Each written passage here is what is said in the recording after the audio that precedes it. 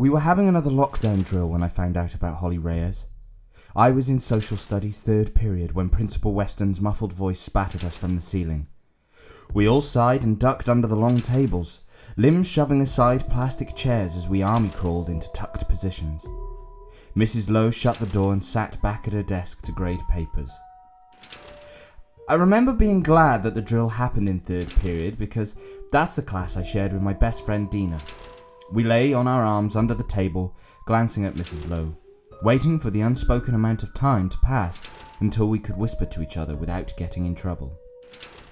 When we heard a few boys at the table next to us snicker at each other without retribution, Dina glanced around and whispered, "Who do you like?"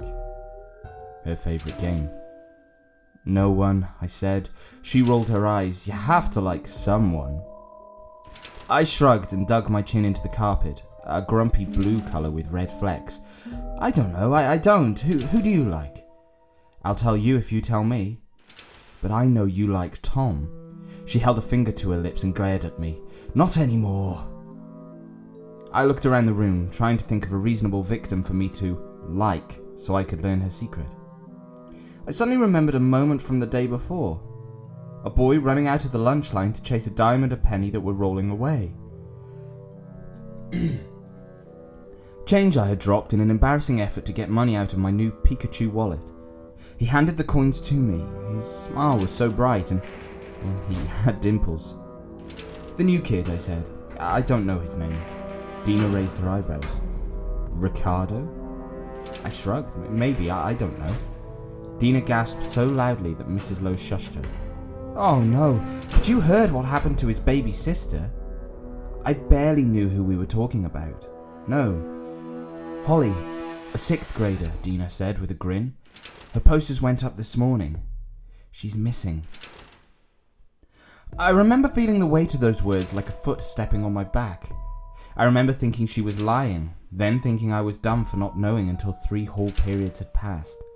Then hearing Dina babble about her latest crush, whose name I forgot immediately because I just didn't care about it anymore. The missing posters went up on every telephone pole and bulletin board in Hochstadt, which turned out to be a lot for such a small town. A few made it onto the trees, even though people mostly avoided the black maples that hovered above our buildings, because the black maple sap in Hochstadt was notoriously gooey and hard to get out of your clothes. I felt a dramatic, overwhelming tug at my heartstrings every time I saw Ricardo in the halls. He had stopped trying to make friends. His eyes had bags under them that I'd never seen on any other 8th grader.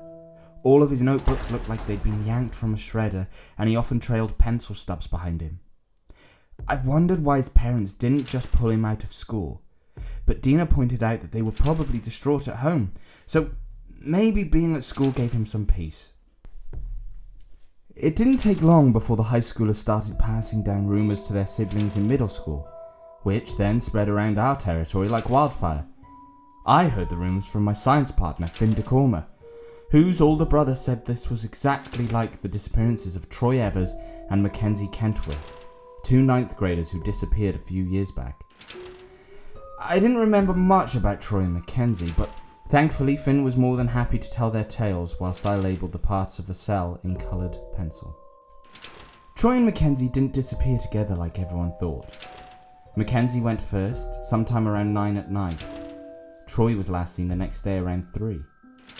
The gossip mill suggested that they were in a secret relationship and ran off together, but neither seemed the type. Troy was quiet, shy, and small for his age.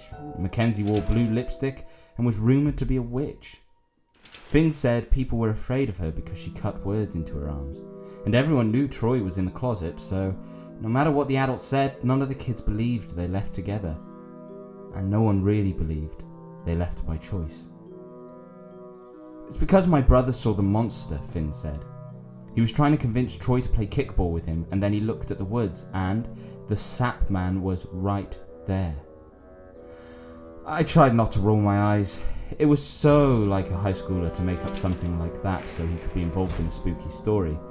But I also remembered rumours going around that someone's older sister had seen Mackenzie making dolls of the sap man out of sticks behind the school.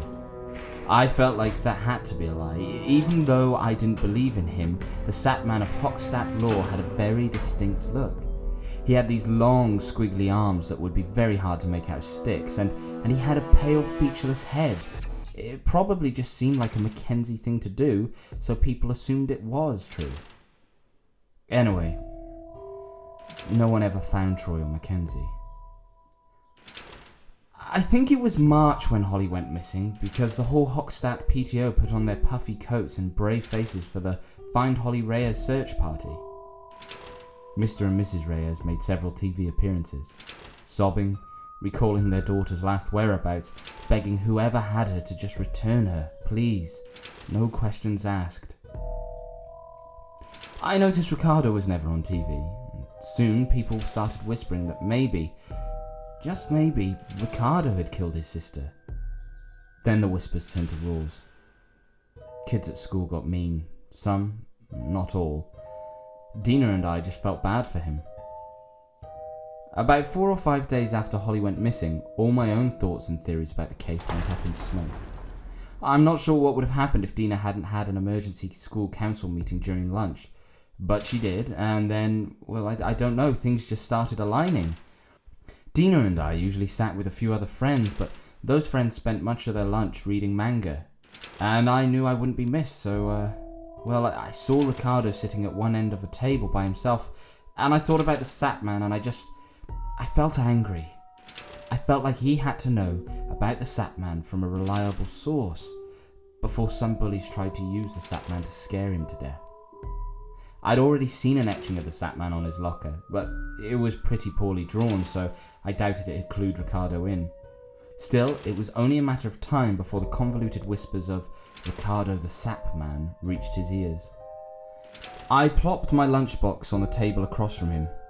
He looked up from the carrot sticks he was picking at, but he didn't say anything. "Hi," I said. "I'm Rowan." Ricardo nodded. I knew I was about to lose my nerve, so I blurted out, "Have you heard of the SAP man?" Ricardo looked at me like I was both crazy and suspicious. "Good. If you haven't, I mean, but you will, and I just want to say he's stupid." "The SAP man is stupid," Ricardo repeated quietly, as though he couldn't believe those were real words I had just said. "Yes, but people are going to tell you, and I know because they're talking about it a lot. People are going to tell you that the SAP man has something to do with people disappearing." Ricardo looked straight at me, his eyes brightening. He shifted in his seat. I knew right away that he was desperate for any lead, no matter how far-fetched. And I know that if those kids and news reporters could see what I was seeing, they would know without a doubt that he had nothing to do with Holly's disappearance. Ricardo said, not even trying to disguise his hope, "Who is the SAP man?" I knew this conversation was going the opposite direction I had wanted it to, but I couldn't let this poor kid down now. I stammered. "Well, supposedly he lives in the woods. He's this tall man made out of sap from the black maples. He has long, sticky arms, like sometimes lots of arms, or finger thingies, and a bright white head, and, well, no one's ever seen his face." I weighed my words down with a tone of incredulity, trying desperately to convey how stupid the whole idea was, but Ricardo was rapt. He wanted me to go on. "He's not real," I said quickly. "My dad, he works for the town's historic district, and he said the legend of the SAP man probably came from when people first settled in Hochstadt. He said they would camp out under the black maples, and when the maples lost their leaves, the branches would look like long, spindly arms coming out of the tall trunks, and the sun or the moon coming through the trees would be a big white orb, so like people thought it was a faceless head. And what does the SAP man do with children?" I sighed. Well, supposedly, the SAP man would kidnap them and bring them to this big stone house on a hilly part of the woods so that the town couldn't grow. Because, if your town doesn't have kids, then it dies out. But obviously our town is doing pretty well, so... Ricardo stared at me. "It's a small town." "Yeah," I admitted, but it's nice that way." I didn't know what else to say. Somehow, instead of heading off the dumb legend, I'd given it to him like a gift of hope. I awkwardly unzipped my lunchbox and started to take tiny bites out of my food. Ricardo had stopped eating his carrots altogether. He was staring off into space with narrowed eyes and a bend in his brow. Are you thinking about the SAP man? I asked through a bite of applesauce. I remember he looked at me. Or through me. And I remember knowing exactly what he was going to ask as the words left his mouth. Where is the house?